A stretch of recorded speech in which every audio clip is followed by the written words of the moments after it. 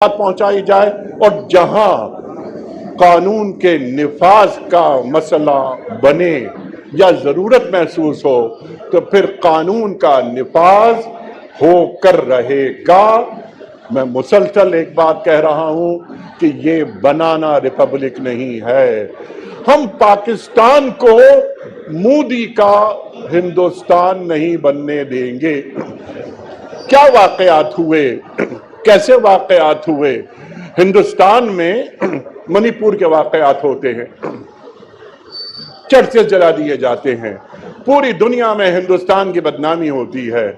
उस पर उस तवज्जो हटाने के लिए पूरी एक डाइवर्ट किया जा रहा है। कौन लोग हैं जो ऐसे वाकयात में इन्वॉल्व हैं? यकीनन कोई सच्चा पक्का बाकिरदार मुसलमान इसका शरीक नहीं हो सकता। हम किसी चर्च पर हमला नहीं कर सकते। मसीही हमारे भाई हैं, मसीही हमारे भाई हैं।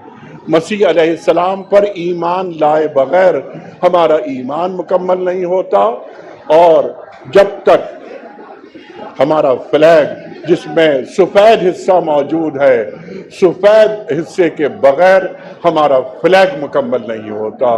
हम और मसीही ये जितने गैर मुस्लिम इस ममलिकत में हमारे साथ रहते हैं, ये जिम्मी ही नहीं है, ये हमारे भाई हैं, और इनकी हिफाजत एक मुसलमान की हिफाजत से ज्यादा जरूरी है।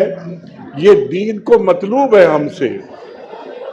अल्लाह के रसूल सल्लल्लाहु अलैहि वसल्लम फरमाते हैं कि अगर किसी जिम्मी पर जुल्म हुआ तो क़यामत के दिन मैं उस जिम्मी की तरफ से खड़ा होऊंगा।